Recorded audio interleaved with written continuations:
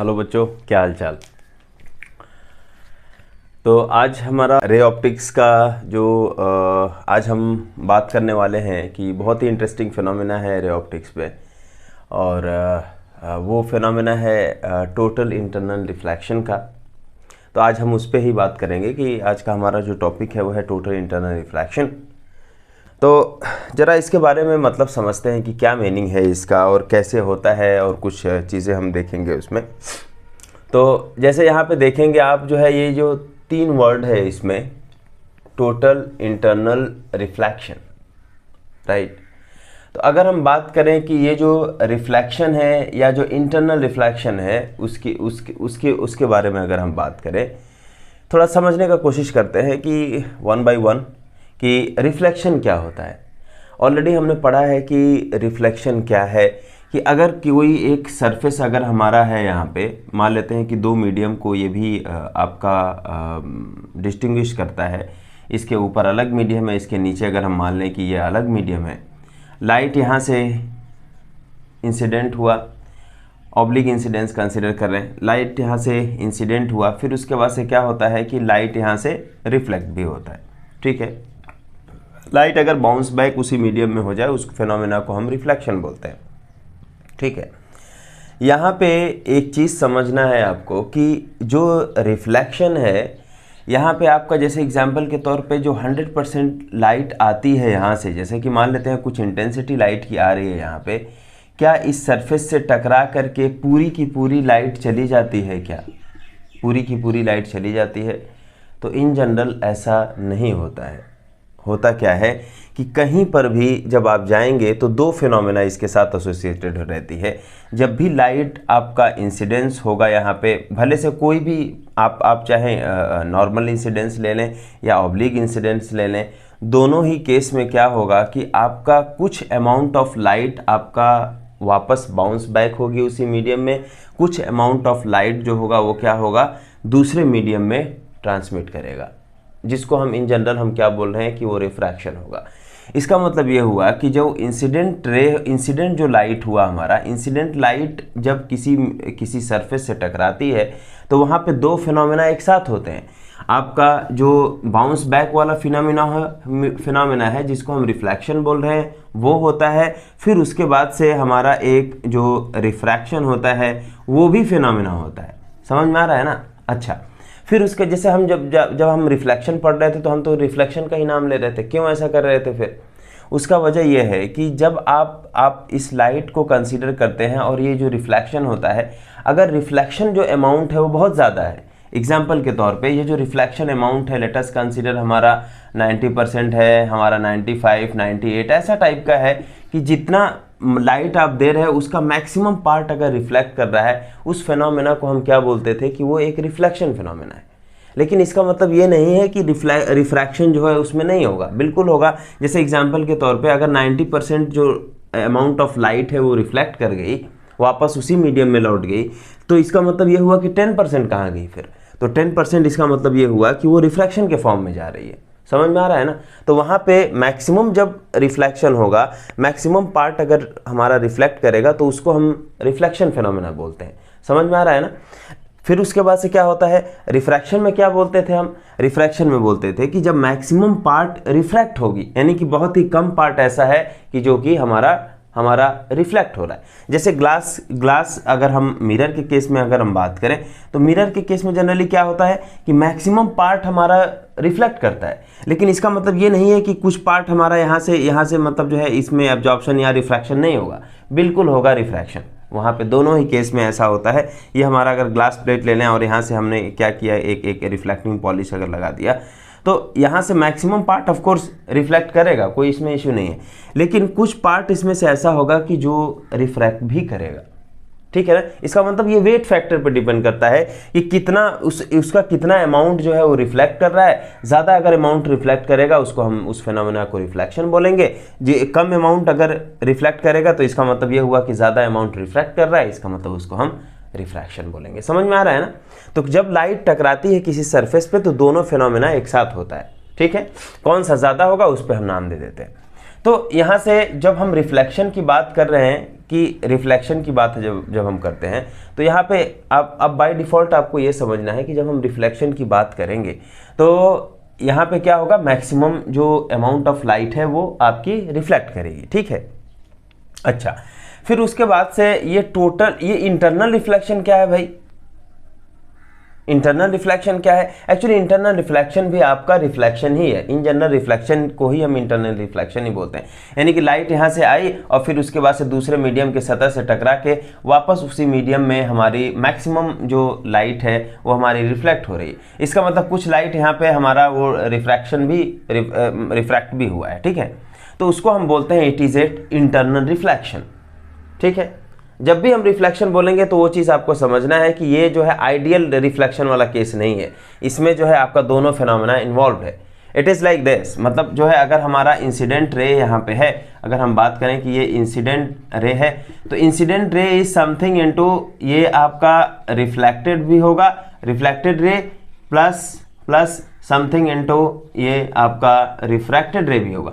Reflected ray का amount जैसे example के तौर पे 98% आपका रिफ्लेक्टेड है और 2% यहाँ पे रिफ्रैक्टेड है। इस फिनोमेना को आप रिफ्लेक्शन बोलते हैं। लेकिन जब यही वेट फैक्टर, बेसिकली इसी को वेट फैक्टर मैं बोल रहा हूँ, यही वेट फैक्टर आपका बहुत कम हो जाए, जैसे 2% आपका यहाँ पे रिफ्लेक्शन हो जाए और फिर उसके बाद से 98% रिफ्रैक्शन हो जाए, इस टाइप का कहीं पे फिनोमेना, तो उस फिनोमेना को हम क्या बोलते हैं? उस फिनोमेना को हम रिफ्रैक्शन बोलते हैं, ठीक है ना।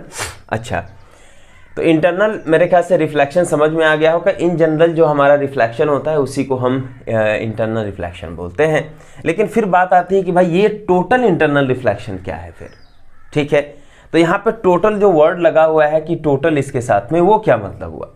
तो ऑब्वियस सी बात है कि इसका मीनिंग एक्चुअली ऐसा रहा होगा कि जब लाइट हमारी आ रही है, ये इंसिडेंट लाइट अगर हमारी आ रही है, यहाँ से टकरा के पूरी की पूरी अगर वो उसी मीडियम में ही बाउंस बैक होती है, पूरी की पूरी अमाउंट ऑफ लाइट, मतलब यहाँ से ऐसा टकराया फिर उसके बाद से वापस से जो बाउंस बैक हुआ यहाँ पे, वो आपका जितना अमाउंट दिया था आपने, वो पूरे की पूरी हमारी इंटरनली रिफ्लेक्ट अगर हो जाती है, उसको हम बोलते हैं it is a total internal reflection, ठीक है। उसके बारे में बात कर लेते हैं, टोटल इंटरनल रिफ्लेक्शन कब होता है।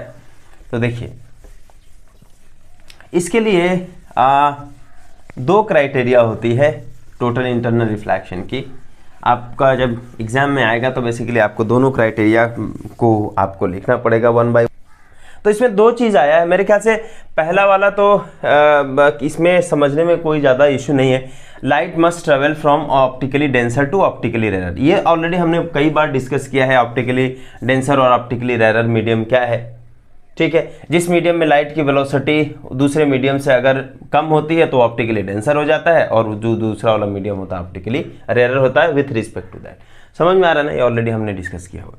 लेकिन यहाँ पे दूसरा वाला जो क्राइटेरिया है, ये 2 क्राइटेरिया होता है भाई टोटल इंटरनल रिफ्लेक्शन का। तो यहाँ पे अगर हम बात करें कि इसमें एक जो नया चीज़ आया हुआ है वो है क्रिटिकल एंगल, यही है ना, एक जो नया चीज़ आया हुआ है वो है क्रिटिकल एंगल। तो बेसिकली क्रिटिकल एंगल क्या है, यही चीज़ हमें समझना है, ठीक है।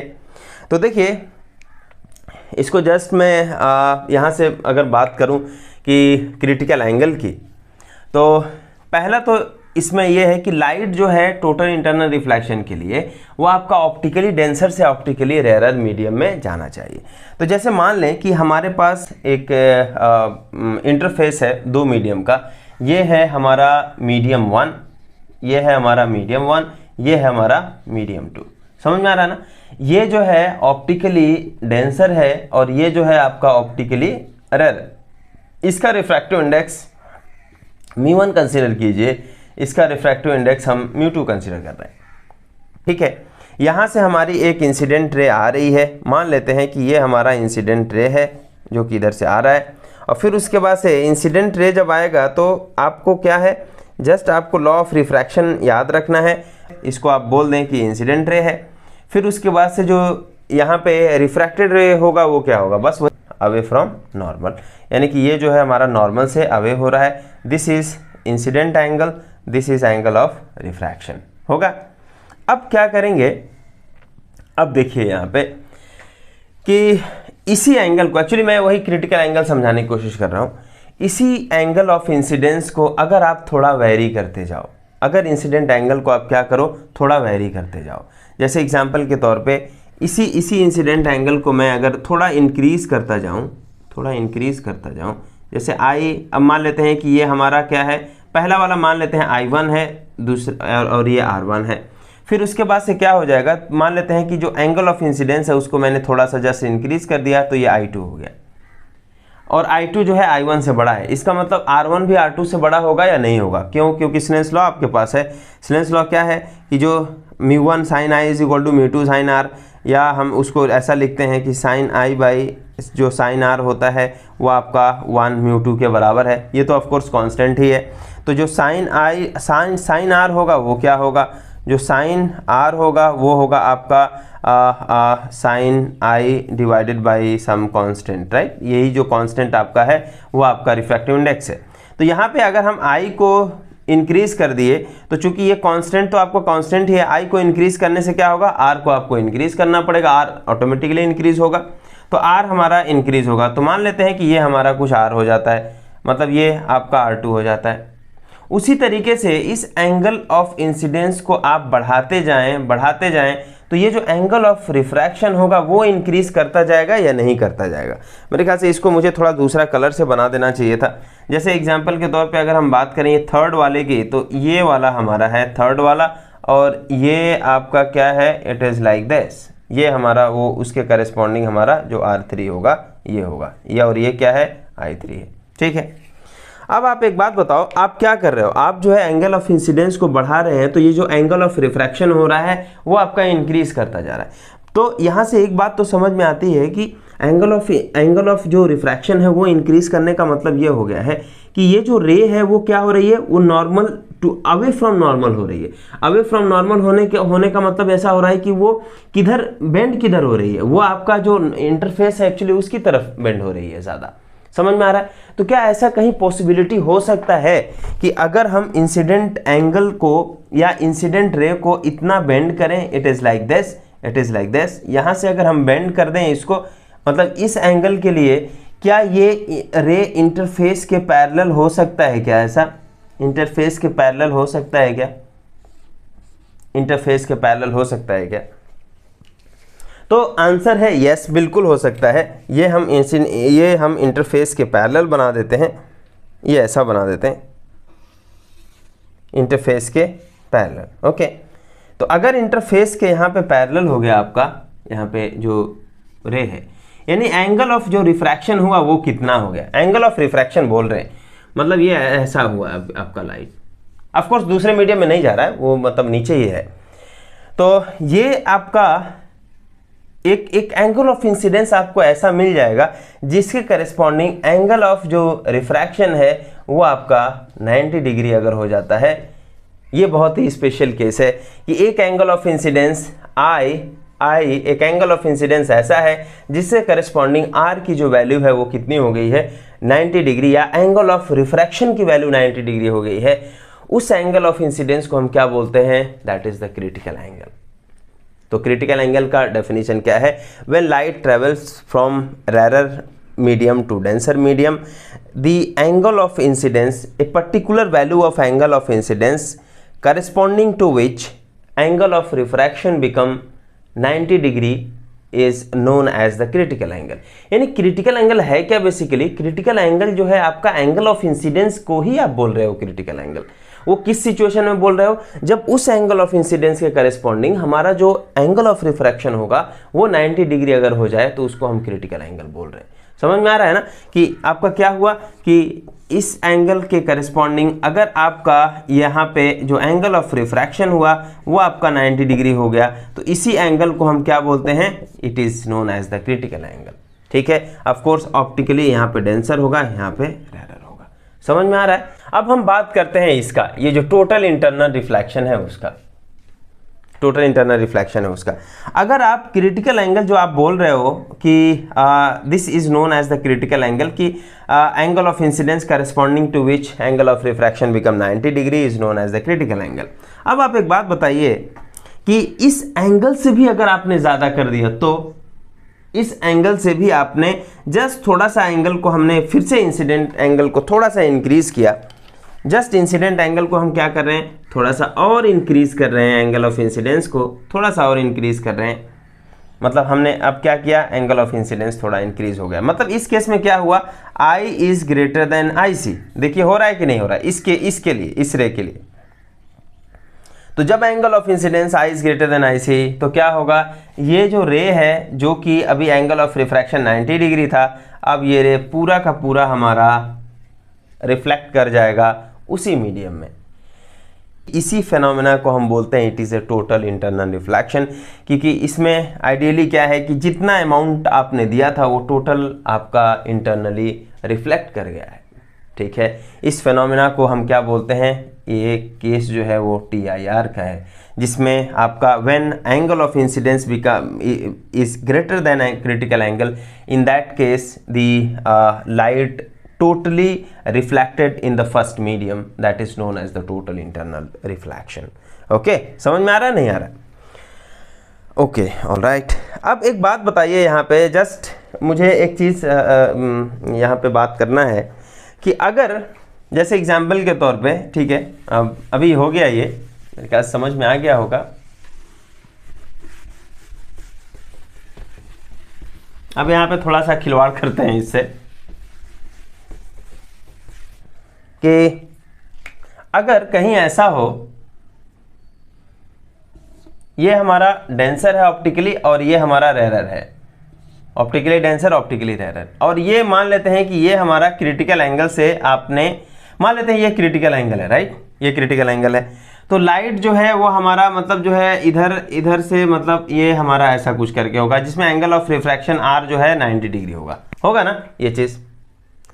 अच्छा, इससे एक काम करें, अगर इस एंगल ऑफ इंसिडेंस से मैं इस बहुत ही मामूली सा, इतना बहुत छोटा, जैसे I is greater then IC होना चाहिए फॉर TIR, क्या होना चाहिए, I is greater then IC, यही होना चाहिए ना TIR के लिए। तो एक काम करते हैं कि I को हम ऐसा लिखते हैं कि it is like IC plus 0.0001, ऐसा टाइप का अगर हम लिखें, I is equal to it is like this। मतलब हमने क्या किया, बहुत ही कम, मतलब ये बहुत ही, जैसे कि इसमें बहुत, आप एक काम करो, मतलब इसमें एप्सिलॉन अमाउंट इंक्रीज किया। एप्सिलॉन मतलब बहुत ही छोटा क्वांटिटी आपने क्या किया, इसमें ऐड किया। जैसे एप्सिलॉन की वैल्यू मैंने वही 0.1 ऐसा कंसिडर कर लिया, इतना अमाउंट आपने कंसिडर किया। क्या ये जो रे है क्या वो भी थोड़ा सा ऐसे मतलब जो है बेंड करेगा, मतलब थोड़ा सा आएगा ये, of course total internal reflection होगा, लेकिन क्या वो ऐसा आएगा, देखिए क्या वो ऐसा जाएगा। अगर आपने इस एंगल ऑफ इंसिडेंस को बहुत ही छोटा सा, बहुत छोटे एंगल में आपने इसको बढ़ाया है, मतलब यहाँ पे है कि ये जो है एंगल I है जो कि ग्रेटर देन, और कितना ग्रेटर है, ये इतना है, तो क्या ये चीज़ होगा या नहीं होगा, ये चीज़ सोचना है, ये पॉसिबिलिटी है क्या, ये ऐसा होगा? आंसर क्या है, आंसर जरा सोचिए, आंसर क्या है? तो आंसर ये है कि ये नहीं होगा। यहाँ से ये जो R है, इट इज़ नॉट लाइक कि when I is equal to IC plus epsilon, तो R जो होगा वो R प्लस एप्सिलॉन के बराबर हो जाएगा, मतलब R प्लस एप्सिलॉन, ऐसा टाइप का नहीं होगा। उसका रीज़न क्या है कि when I is greater than IC, light जो है वो पूरा का पूरा रिफ्लेक्ट किया हुआ है दूसरे मीडियम में, मतलब वापस उसी मीडियम में रिफ्लेक्ट किया हुआ है। और जब लाइट को हम बोल रहे हैं कि वो रिफ्लेक्ट किया है, इसका मतलब क्या हुआ, इसका मतलब ये हुआ कि वो लॉ ऑफ रिफ्लेक्शन को फॉलो करेगा। लॉ ऑफ रिफ्लेक्शन को फॉलो करने का मतलब ये हो गया कि ये एंगल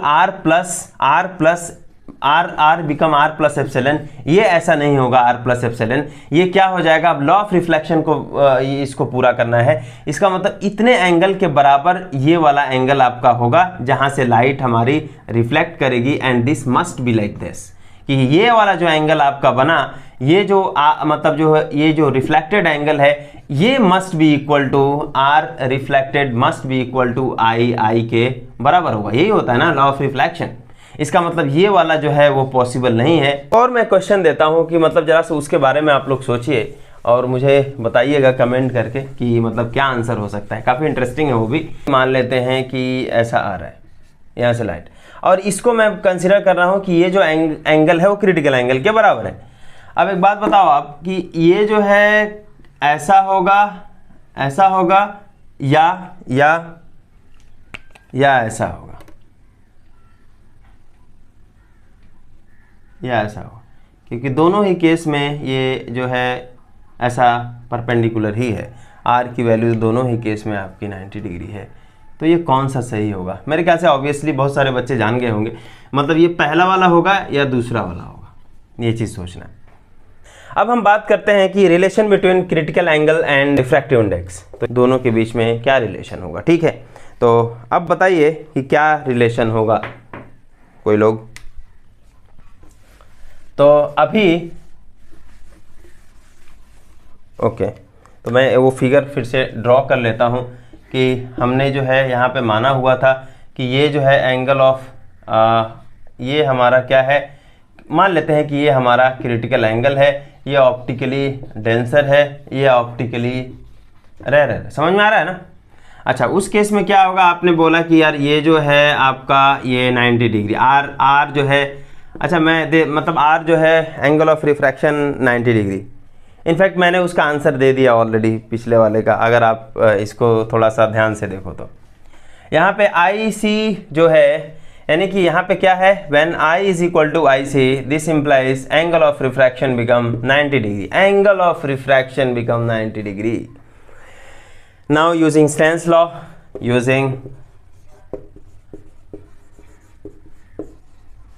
स्नेल्स लॉ क्या है भाई, ये इसका रिफ्रैक्टिव इंडेक्स μ1 कंसिडर किया हुआ है, इसका रिफ्रैक्टिव इंडेक्स μ2। इसका मतलब μ2 μ1 ना करो, आप एक काम करो, इसको μd बोल दो, आप इसको μr बोल दो, रेयर, ठीक है, कोई समस्या नहीं है इसमें। तो स्नेल्स लॉ क्या है भाई? तो स्नेल्स लॉ ऐसा है कि हम जानते हैं कि μ1, या ऐसा हमें पता है कि μ1 sin I is equal to μ2 sin R के बराबर होता है। In case of critical angle that is when I is equal to I C this implies R angle of refraction become 90 degree, यही होता है ना। तो उस केस में हम क्या लिखेंगे, ये हो जाएगा μd और फिर उसके बाद से ये क्या हो जाएगा, sine I C is equal to यहाँ पे होगा μr और ये हो जाएगा आपका 90 डिग्री होगा। अब आप एक काम करें यहाँ पे कि जो हमारा साइन आई सी है वो किसके बराबर हो जाएगा भाई? अब बताओ आप, वो किसके बराबर हो जाएगा? चूंकि साइन 91 हो गई, so it is μr upon μd के बराबर होगा।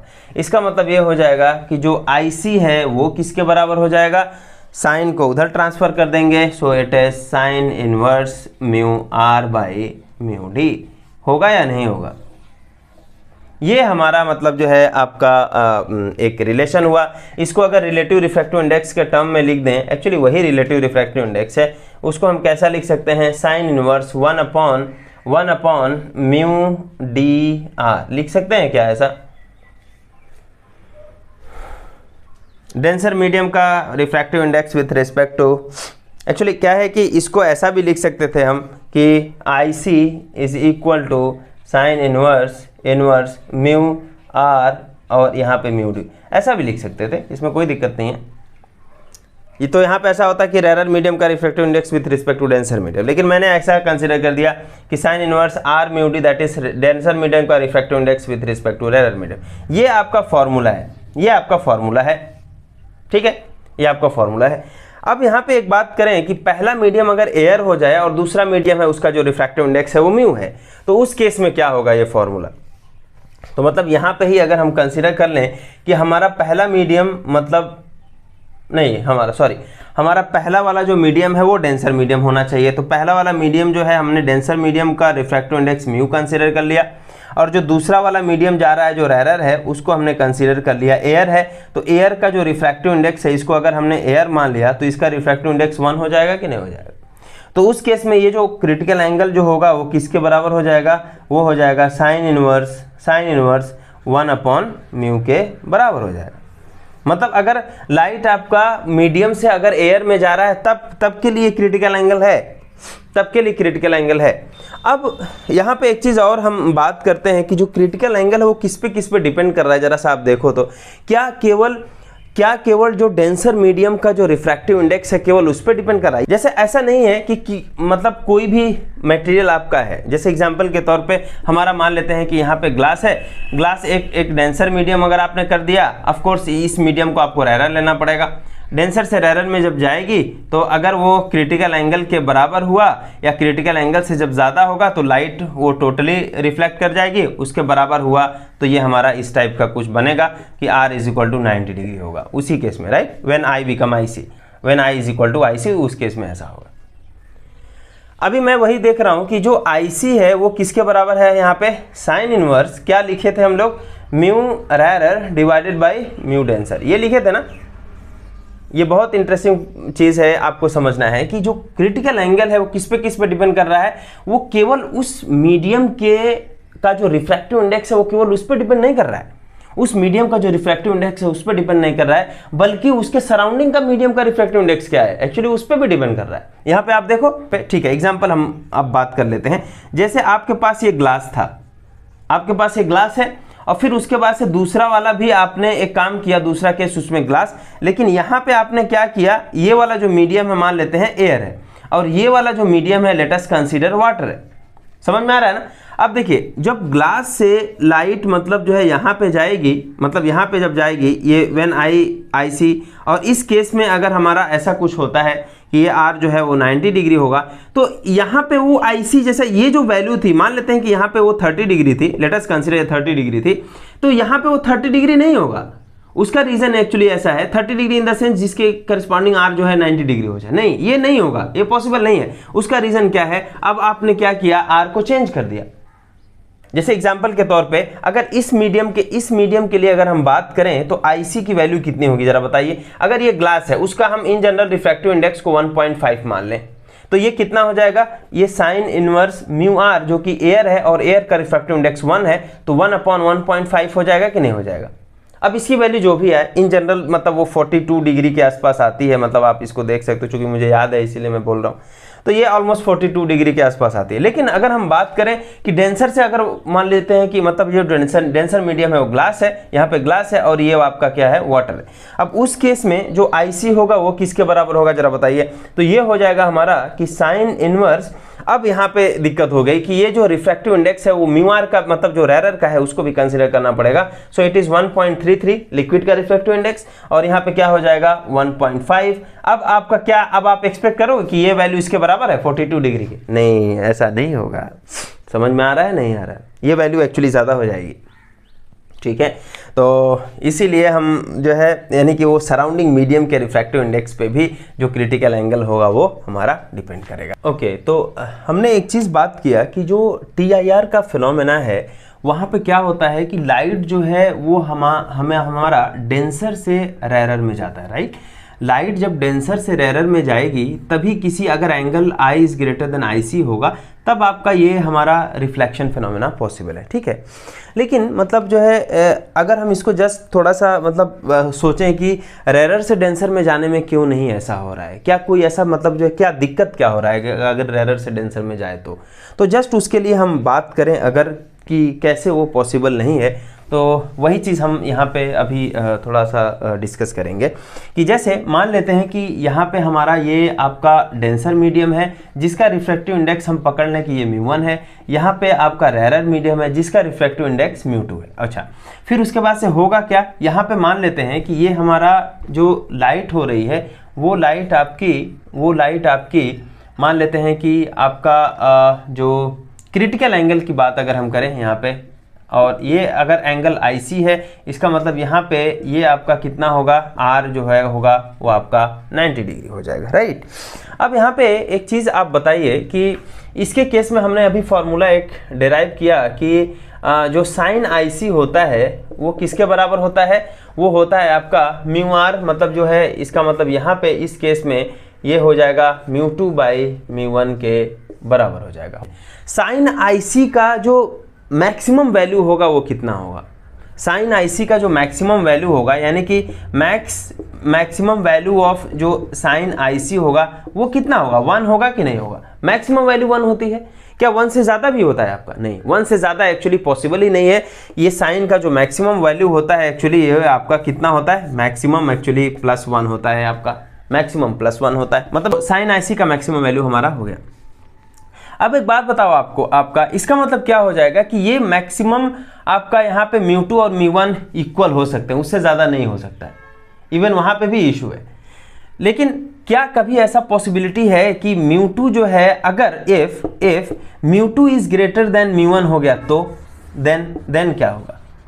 अगर μ2 इज ग्रेटर देन μ1, μ2 मतलब क्या, μ2 एक्चुअली वही मैं बोल रहा हूँ कि दूसरे मीडियम का जो रिफ्रैक्टिव इंडेक्स है, जिसको हम अभी हमने वो रेरर मान लिया था, लेकिन दूसरे मीडियम का रिफ्रैक्टिव इंडेक्स क्या पहले वाले मीडियम से जहाँ से लाइट आ रही है उससे ज़्यादा हो सकता है? अगर उससे ज़्यादा हो जाएगा तो μ2 बाई जो μ1 होगा वो ग्रेटर देन 1 हो जाएगा।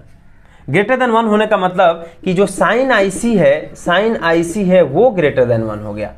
इसका मतलब जो कि पॉसिबल नहीं है कि आपका दूसरे वाले मीडियम का जो रिफ्रैक्टिव इंडेक्स है वो पहले वाले मीडियम से ज़्यादा हो जाए। इसका मतलब दूसरा वाला मीडियम आपका डेंसर हो जाए और पहला वाला मीडियम रेरर हो जाए। और जहाँ से आप लाइट लेके आ रहे हो, जब आप आईसी की फिनोमेना आप बोल रहे हो कि यहाँ पे अगर आईसी आपका होने वाला है, आईसी आपको मिलेगा उस वक्त, क्या आईसी आपको मिलेगा जो क्रिटिकल एंगल है? नहीं मिलेगा। उसका रीज़न ये है कि होगा साइन आईसी की वैल्यू एक्चुअली क्या हो जाएगी, ग्रेटर देन 1, जो कि पॉसिबल नहीं है। इसका मतलब ऐसा हुआ कि हमारा जब टोटल इंटरनल रिफ्लेक्शन में जब हम क्रिटिकल एंगल की बात करते हैं तो वो क्रिटिकल एंगल क्या होना चाहिए, वो हमेशा जो मीडियम, जो क्रिटिकल एंगल जिस मीडियम में बन रहा है वो मीडियम हमेशा डेंसर होना चाहिए, और जो with respect to the another medium जहाँ पे रिफ्लेक्टेड रे हो रही है वो हमेशा रेरर में होना चाहिए। समझ में आ रहा है, नहीं आ रहा है? अच्छा, और दूसरा वाला अगर हम बात करें, दूसरा पॉसिबिलिटी क्या हो सकता है, अगर मान लेते हैं कि रेरर से डेंसर में जाए, मान ले, ऐसे ही मान लें डायरेक्ट, ये आपका रेरर है, ये आपका डेंसर है, और अगर हम मान लें कि ये एंगल आपका इंसिडेंट एंगल है, this is the incident angle, यानी कि जो रिफ्रैक्टेड एंगल होगा, चूंकि रेरर से जब डेंसर में जाएगा तो ये लाइट आपका ऐसा कुछ बेंड करेगी नहीं करेगी, कुछ ऐसा बेंड करेगा। अगर हम यहाँ से जब दूसरा वाला कंसीडर करें, जब दूसरा आप कंसीडर करोगे, जैसे मान लेते हैं कि यहाँ पे अगर आपने कंसीडर किया, मेरे ख्याल से स्केल से बनाने में अच्छा है, जस्ट मैं वो सारा का सारा पॉसिबिलिटी पहले ड्रॉ कर लेता हूँ। एक दूसरा वाला केस भी हम ऐसा डिस्कस कर सकते हैं थोड़ा डायग्राम समझ करके, कि ये हमारा आपका क्या है, ये वाला मीडियम जो है वो ये रेरर है, ये आपका डेंसर है, ये वाला जो है वो नॉर्मल है, ये वाला जो है वो क्या है, ये नॉर्मल लाइन है आपकी, ये इंसिडेंट रे है। तो अगर मान लेते हैं कि इंसिडेंट रे कुछ ऐसा हुआ तो इसका जो रिफ्रैक्टेड रे होगा वो आपका कुछ ऐसा होगा या नहीं होगा? ये रिफ्रैक्टेड रे कुछ ऐसा होगा। अच्छा, फिर उसके बाद से अगर हम बात करें कि जो हमारा, अगर इंसिडेंट एंगल आपने थोड़ा सा ज़्यादा कर दिया, फिर उसके बाद से ऑफ कोर्स ये जो रिफ्रैक्टेड एंगल होगा वो थोड़ा सा ज़्यादा हो जाएगा नहीं हो जाएगा, ठीक। फिर उसके बाद से तीसरे वाले केस में अभी देखो आप क्या किया, फिर एंगल ऑफ इंसिडेंस को और ज़्यादा कर दिया, फिर यहाँ पे जो एंगल, जो क्रिटिकल ये जो एंगल ऑफ रिफ्रैक्शन होगा वो थोड़ा सा ज़्यादा हो जाएगा। इसीलिए मैंने वो डिफरेंट कलर से बनाया कि ये इसके करस्पॉन्डिंग है, ये इसके करस्पॉन्डिंग है। अब सबसे लास्ट में अगर आप देखो, यहाँ पे आपने एंगल का वेरिएशन आपने 0 से ऑलमोस्ट 90 के आसपास कर रहे हो। यहाँ से अगर हम ये कंसिडर करें कि इस केस में कि ये जो आपका एंगल ऑफ इंसिडेंस है ये ऑलमोस्ट 90 डिग्री है, आई इज ऑलमोस्ट 90 डिग्री, यहाँ पे इस केस में आई जो है ऑलमोस्ट 90 डिग्री है, तो क्या आर की वैल्यू क्या होगी, जरा सा वो हम बात करें। आई इज ऑलमोस्ट 90 डिग्री, तो यहाँ पे आपका म्यू आर है, यहाँ पे आपका म्यू डी है, तो जस्ट यहाँ पे स्नेल्स लॉ लिखो आप कि म्यू आर इंटू जो साइन आई होगा वो किसके बराबर हो जाएगा, mu D into sine R के बराबर होगा या नहीं होगा। अब उस केस में आप बात करें कि म्यू आर यहाँ पे क्या होगा, साइन आई सी, अगर आई की वैल्यू अप्रोक्सीमेटली हम 90 मान लें तो इसकी वैल्यू हम साइन, यहाँ पे ये जो साइन आई सी होगा, साइन आई होगा, वो उसकी वैल्यू क्या होगी, साइन आई की वैल्यू अप्रोक्सीमेटली 1 मान सकते हैं कि नहीं, अगर आई की वैल्यू हमने 90 ले लिया है तो 90 के आसपास, तो यहाँ पे हो जाएगा हमारा mu R is equal to mu D sine R. इसका मतलब ये हो जाएगा कि जो साइन आर है वो किसकी वैल्यू के बराबर होगा, sine R is equal to हो जाएगा हमारा mu R upon mu D के बराबर हो जाएगा। अब एक बात बताओ यहाँ पे कि यहाँ पे जो साइन आर है और ये जो म्यू डी है, इसमें क्या रिलेशन होगा? क्या refractive index of rarer medium is always less then refractive index of the optically denser medium? इसका मतलब ये जो वैल्यू होगा हमेशा 1 से छोटी होगी, क्योंकि म्यू आर जो है वो हमेशा म्यू डी से छोटा होगा, तो mu R by mu D is always less than 1। यानी कि जो साइन आर होगा वो लेस देन 1 होगा, यानी आर की वैल्यू हमेशा वो 90 डिग्री से छोटी ही बननी है आपकी।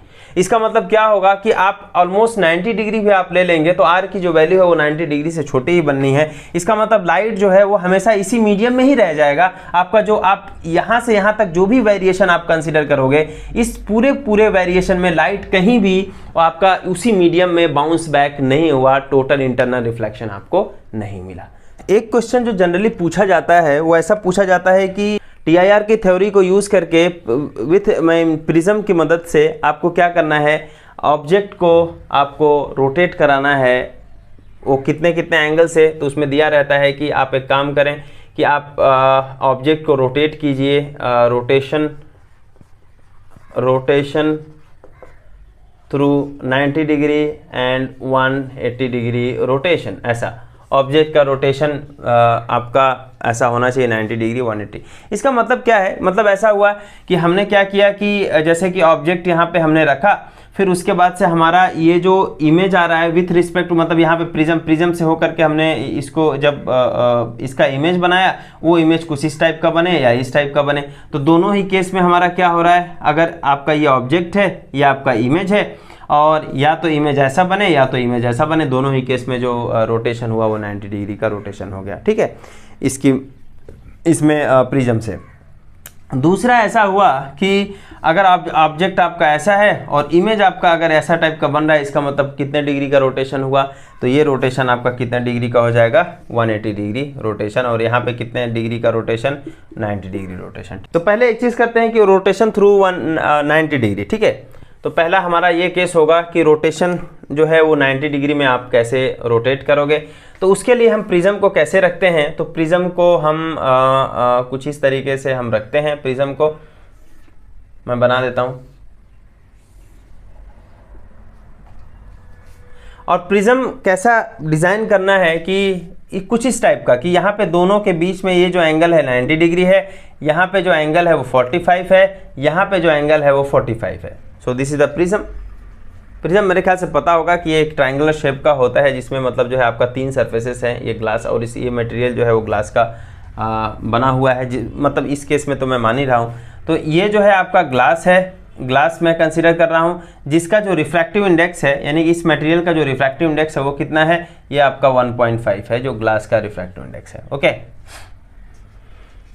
हमने क्या किया कि इमेज को, ऑब्जेक्ट को हमने ऐसा करके रखा। अब हमें इसका एक इमेज बनाना है।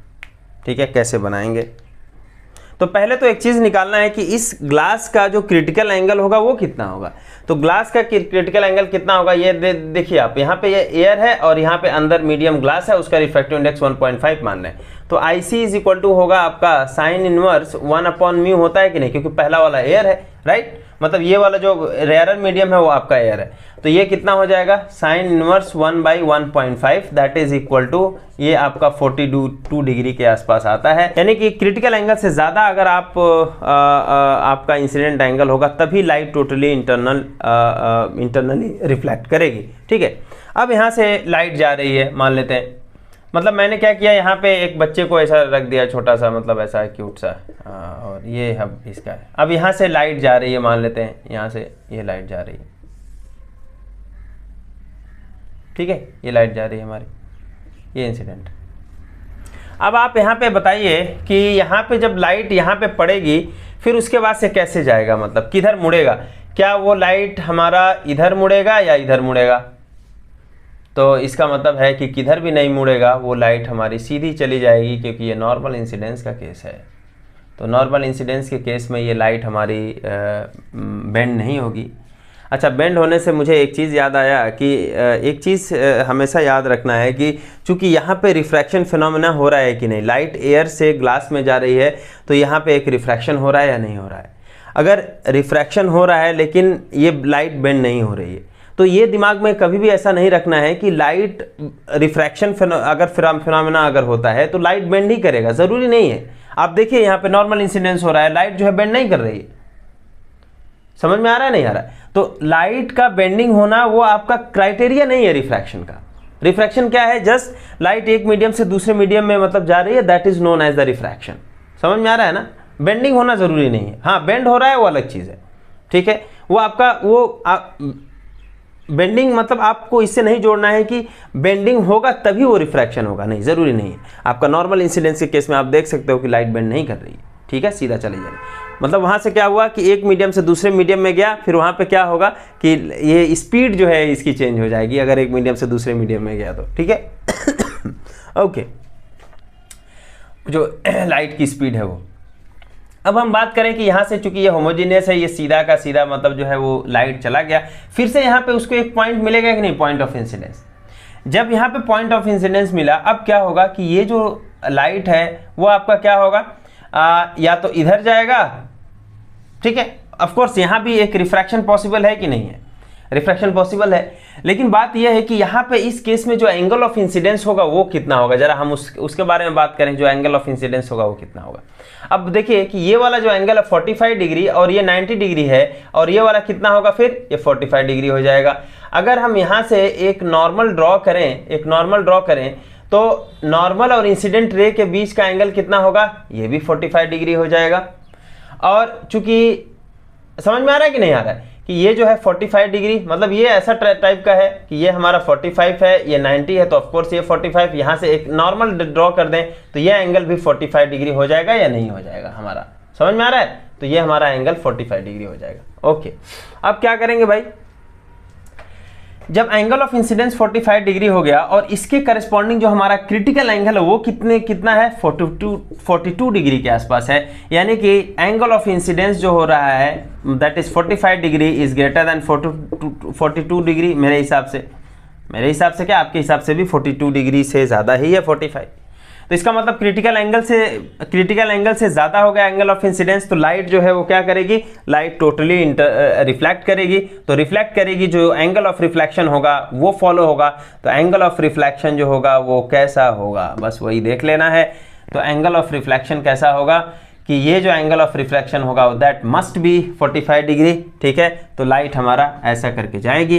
फिर से यहाँ पे नॉर्मल इंसिडेंस हो रहा है, फिर से ये लाइट जो है हमारा सीधा निकल जाएगा, तो सीधा निकाल दो आप, ये हमारी लाइट चली गई। दूसरे वाले केस में क्या होगा भाई, दूसरे वाले केस में भी हम बना देते हैं एग्जैक्टली सेम प्रोसीजर, कोई ज़्यादा टेंशन की बात नहीं है।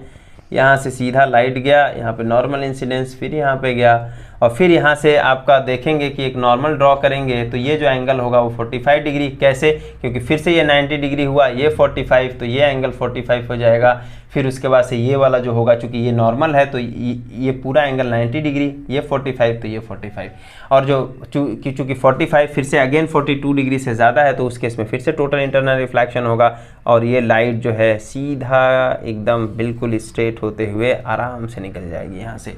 तो ये दोनों जो हमारा लाइट है, और चूंकि यहाँ नॉर्मल इंसिडेंस हो रहा है, सीधा चली जाएगी।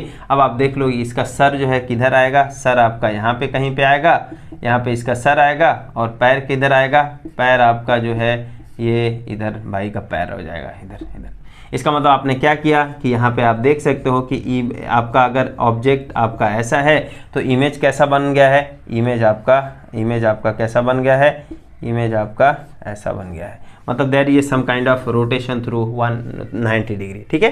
ये हमारा टोटल इंटरनल रिफ्लेक्शन का यूज़ कर ली। तो बेसिकली हमने टोटल इंटरनल रिफ्लेक्शन का यूज़ कहाँ किया है, यहाँ पे किया है, इन दोनों पॉइंट पे, राइट। यही हुआ ना, क्यों, क्योंकि लाइट यहीं पे डेंसर है, डेंसर से रेयर का ट्रांजिशन हो रहा है, वही पॉसिबल है, ठीक है। तो ये हमारा हो गया। अच्छा, अब फिर दूसरे वाले केस में, जो दूसरा वाला हमारा केस होगा कि रोटेशन थ्रू 180 डिग्री, उस केस में कैसे आप बनाओगे, तो हम उसके लिए बना लेते हैं पहले। तो इस बार मैं बना लेता हूं पहले, फिर उसके बाद से समझा दूंगा, ठीक है। रोटेशन थ्रू 180 डिग्री,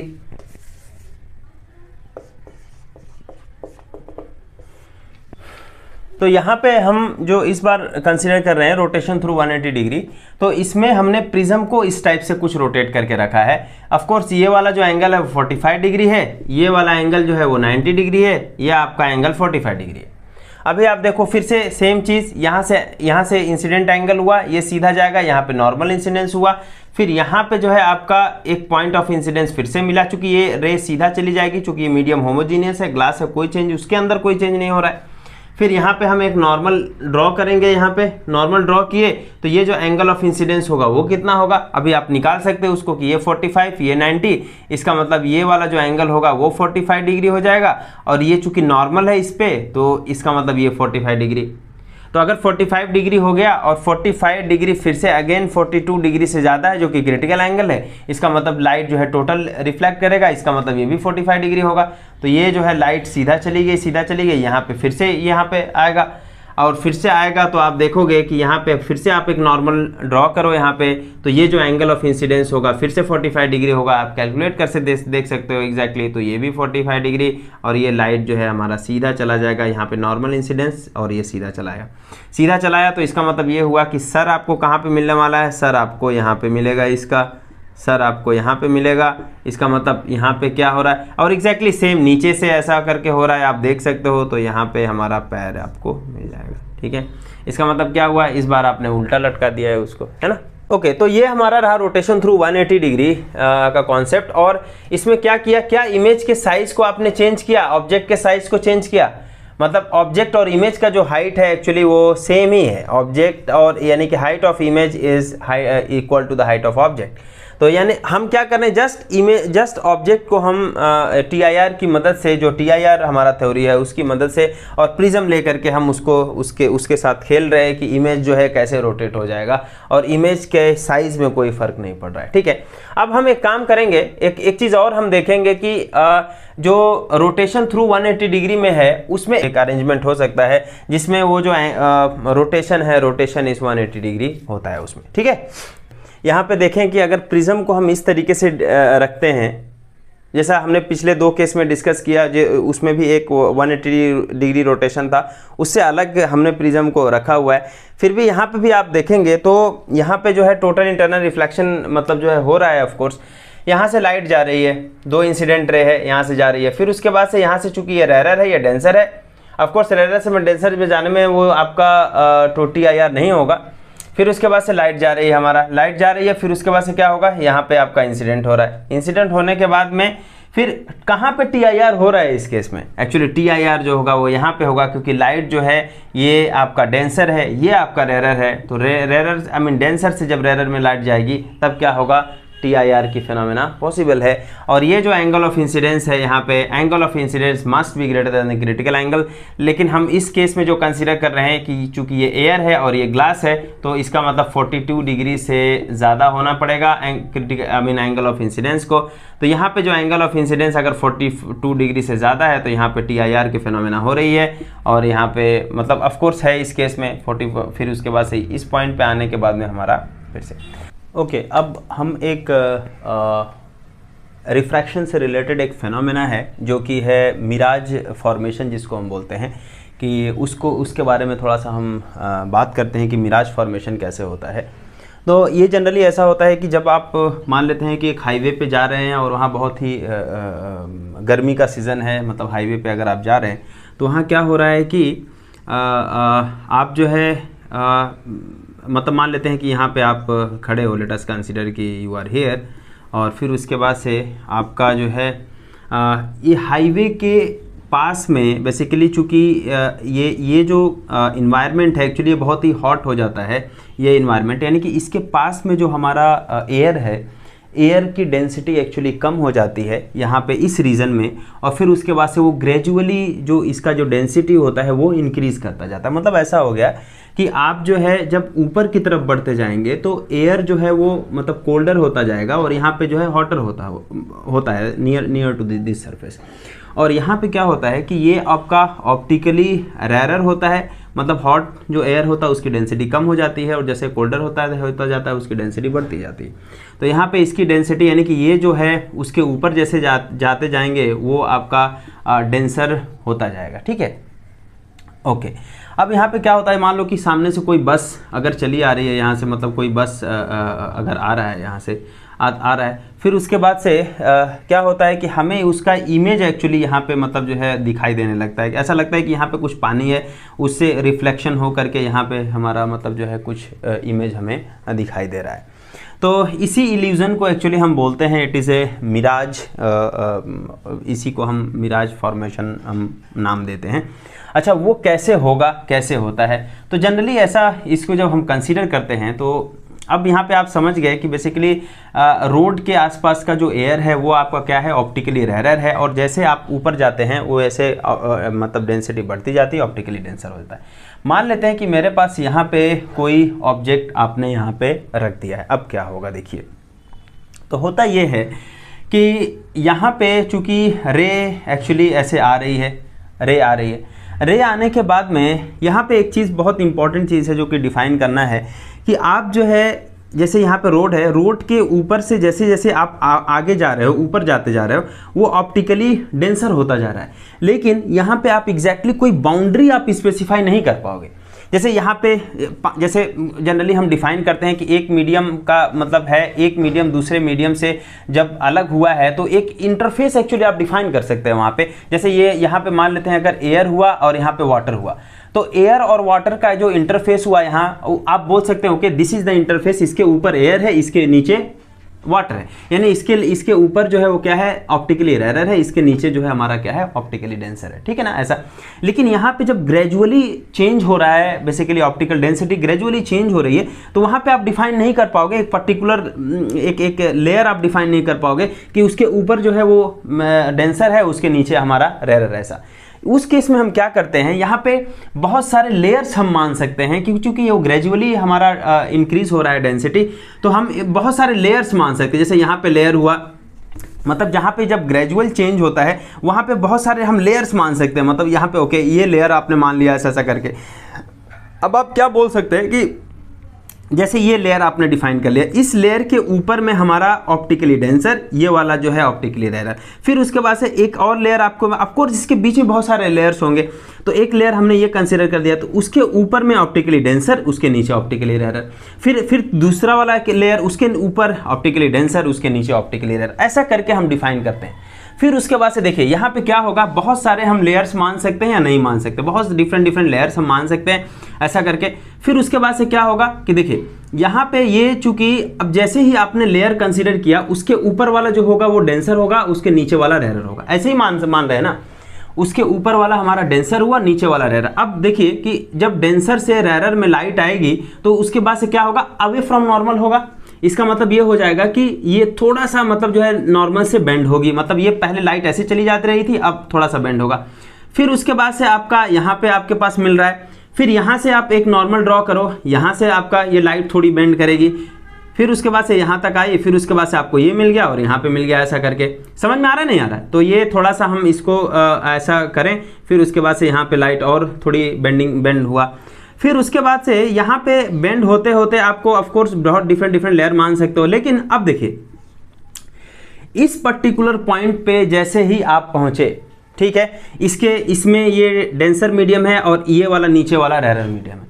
अब अगर हम इस पॉइंट पे हम बात करें कि ये जो पॉइंट है, इस पॉइंट पे जो एंगल ऑफ इंसिडेंस हो रहा है, वो angle of incidence actually critical angle से ज़्यादा अगर हो गया, ये इस पॉइंट पे बोल रहा हूँ, इस पॉइंट पे angle of incidence critical angle से जब ज़्यादा हो जाएगा तो आपका टोटल इंटरनल रिफ्लेक्शन के फिनोमेना होगी या नहीं होगी।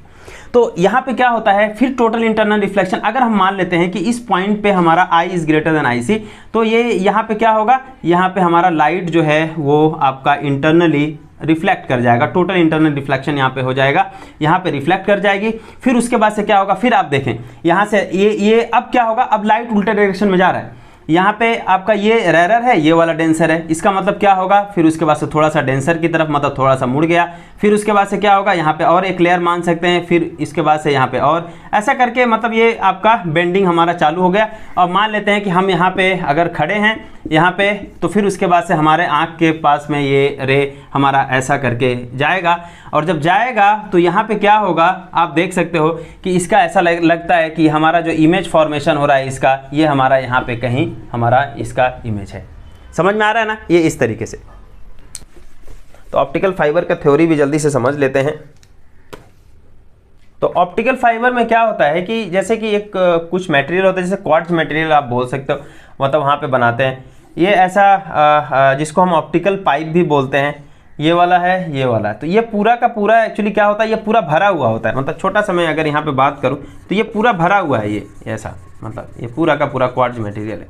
और इसके ऊपर से एक कोटिंग होती है, मतलब उसको हम बोलते हैं कि इट इज़ ए क्लैडिंग। मतलब अंदर वाले को हम पार्ट को, ये वाला आपका ऐसा कुछ करके होता है यहाँ पे ऐसा, ठीक है। ये वाला जो है इसको हम क्लैडिंग बोलते हैं, और ये वाला जो अंदर वाला है उसको हम कोर बोलते हैं।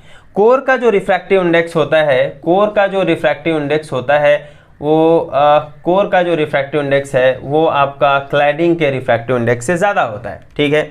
फिर जब ज़्यादा होता है तो हम करते क्या हैं कि यहाँ से जब लाइट एक सूटेबल एंगल से हम मतलब इसमें डालते हैं यहाँ पे, तो क्या होगा, अगर वो angle of incidence critical angle से ज़्यादा हुआ तो फिर उसके बाद से लाइट हमारा रिफ्लेक्ट करेगी, रिफ्लेक्ट करके यहाँ जाएगी, यहाँ जाएगी, यहाँ ऐसा करके, तो जाने से फिर उसके बाद से आपका बाहर निकलेगी और आपको मतलब जो है हमारा मैक्सिमम अमाउंट ऑफ लाइट आपको यहाँ पे मिलेगा। दैट इज़ नोन एज मतलब उसका जो कॉन्सेप्ट है ऑप्टिकल फाइबर का, तो वो कॉन्सेप्ट किस कॉन्सेप्ट पे बेस्ड है, वो ऑप्टिकल फाइबर जो है आपका TIR के कॉन्सेप्ट पे बेस्ड है। यहाँ पे क्या हो रहा है ऐसा कि अगर हम बात करें कि